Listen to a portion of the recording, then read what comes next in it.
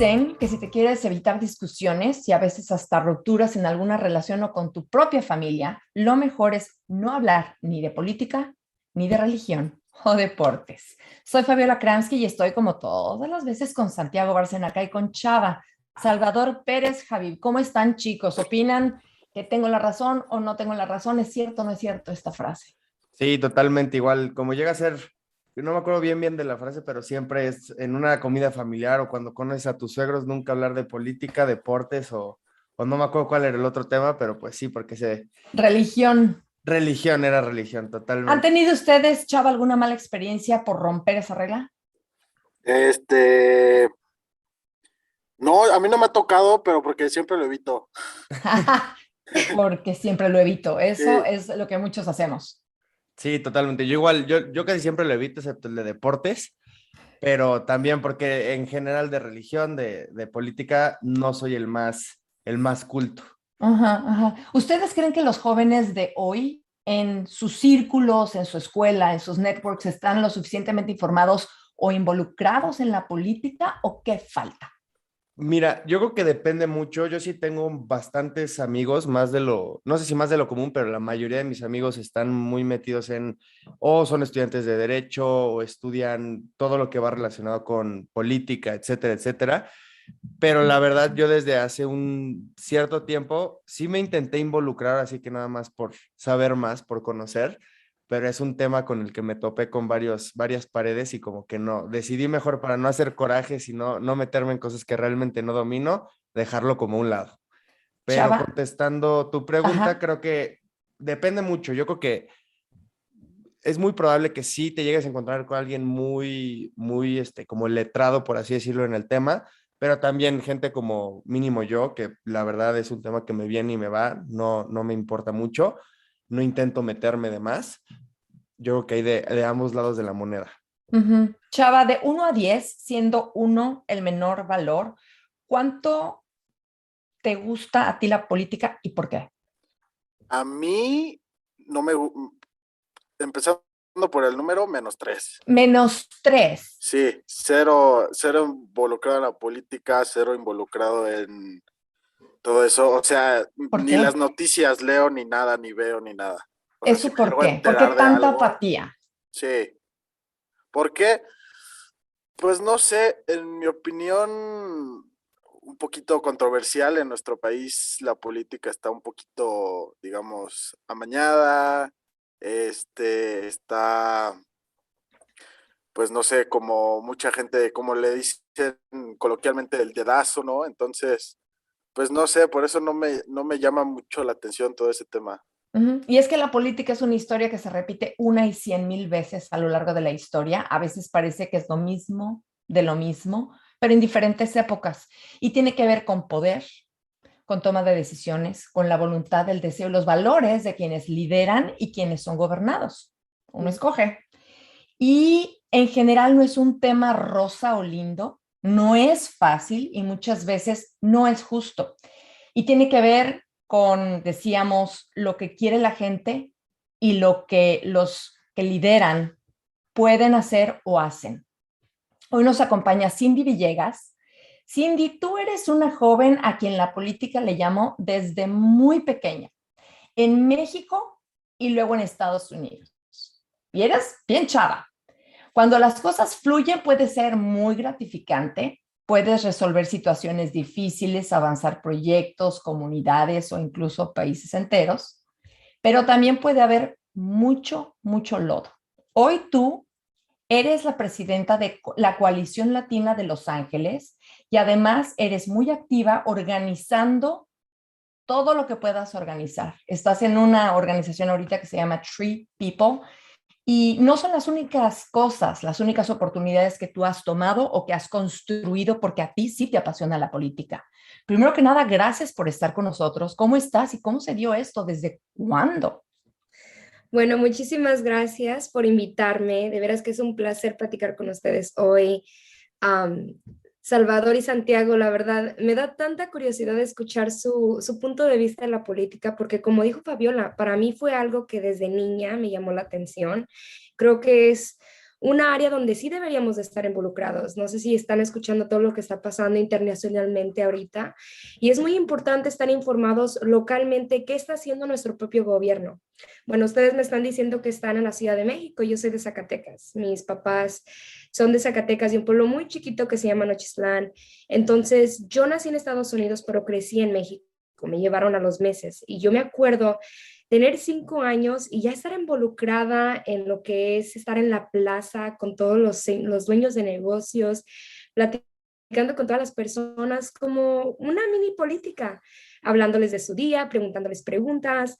Um, y eso fue algo que siempre me agarró la atención, platicar con la gente, escuchar, no sé, de sus problemas, de sus días, qué estaba pasando en sus vidas. Pero Entonces, cuéntanos cómo fue que tú de niña estabas en la plaza platicando con ellos y tratando de saber sus problemas para ver cómo les ayudabas a resolverlo. ¿Tú qué tenías que ver como mini política en ese lugar de Zacatecas a los 5 años, por ejemplo? pues fíjate, mi pueblo es muy chiquito, ya a pesar todos se conocen, entonces eso no fue un gran problema en conocer quién es el dueño de ese negocio, quién es nuestro vecino, pero lo que sí se me hizo muy curioso es que me agarró la atención conocer más, aprender más de mi comunidad. Y en ese tiempo tal vez yo me sentía como chismosa, ¿no? Andar ahí por toda la plaza preguntándole a todos de sus días, preguntándoles pues qué están haciendo, de qué es tu negocio. Pero creo que eso fue lo que como que me prendió un switch en el cerebro y decir, wow, esa comunidad es una comunidad, esa persona le sirve a este negocio, ese dueño es papá del hijo de este señor. Entonces, empezar a conectar todas esas cosas me dio mucha curiosidad. Mis papás tenían un fotoestudio. Me acuerdo que como a los 6 años me enseñaron a cobrar. Yo estaba ahí en la caja registradora sintiéndome ya toda una ejecutiva ayudando en el negocio familiar. Pero a pesar de eso, mis papás también eran muy amigables, le hablaban a mucha gente de la comunidad. Mi papá iba a las escuelas a tomar fotos para los retratos de las identificaciones. Entonces me acuerdo que iba con él, me ponía a platicar con todos los estudiantes, me metía a las fotos, me ponía a platicar con los maestros. Siempre se me nació eso de hablar con la gente y conectar con la gente. Ujú.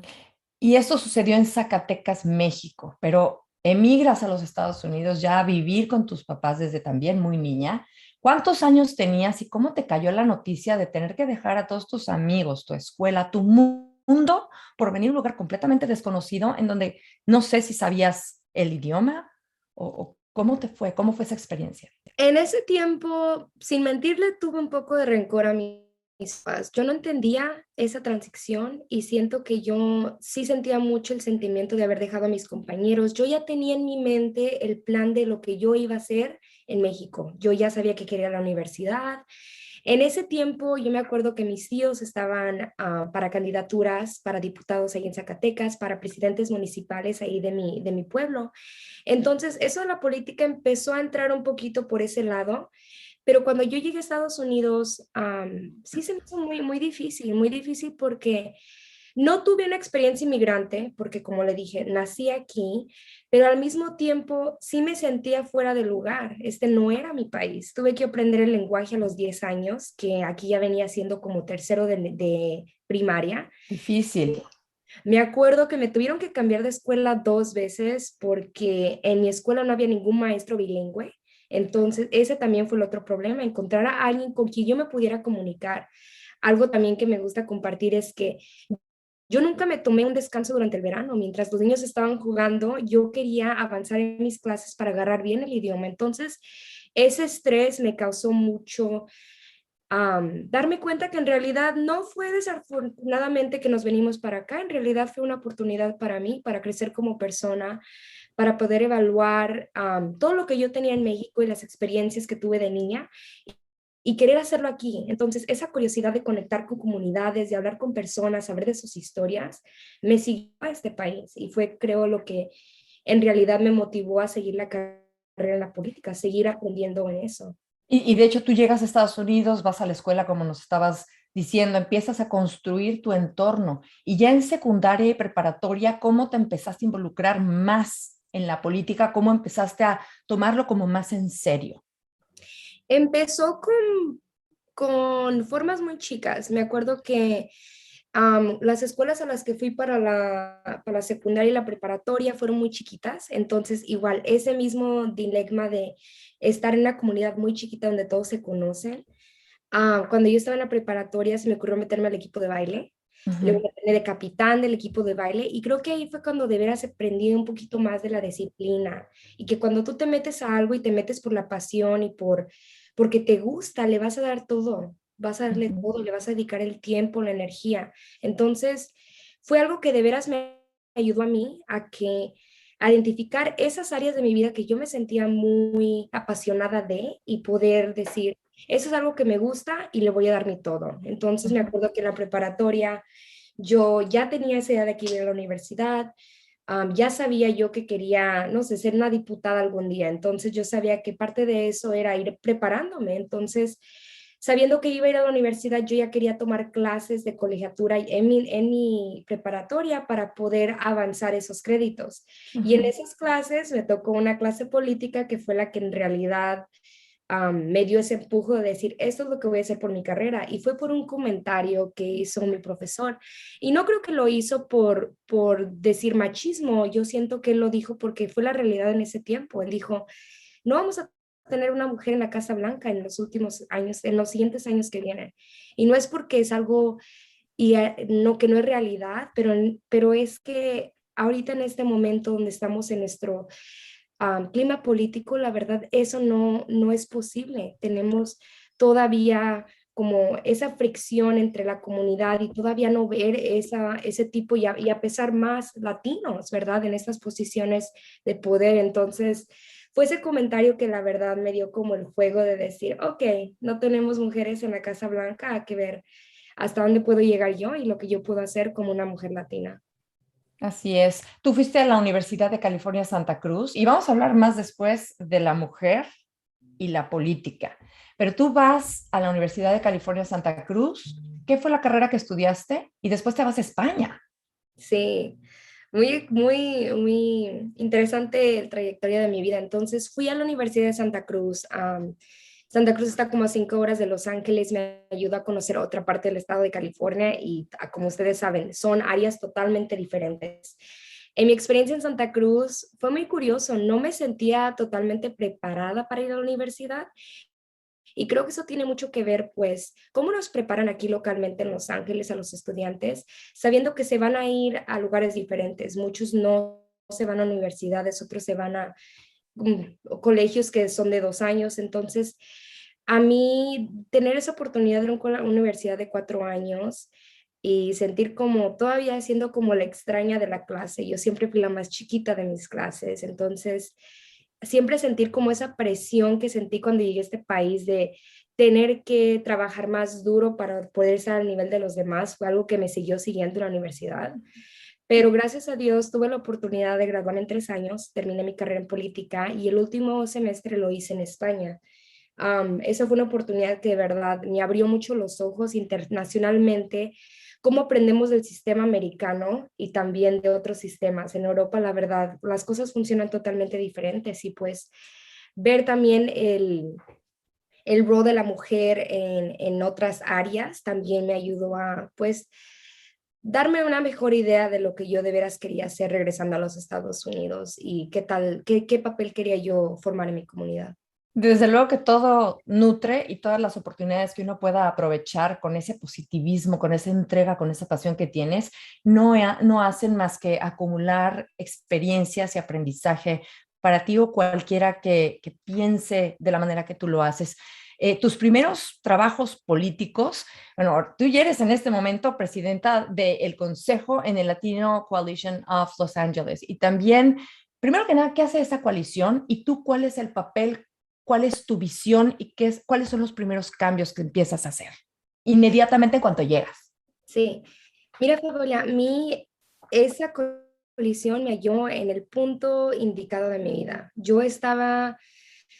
Empecé mi carrera trabajando para el estado de California, estaba con un asambleísta que viene siendo un diputado para el estado de California y ellos cubren ciertas regiones del estado. Nosotros nos tocó el Valle de San Fernando, que es donde yo crecí y donde nací, entonces me quedé en mi misma comunidad en tratar de ayudar y aprender un poquito más de lo que hace el Estado y cómo podemos darle más recursos a las personas del día común que no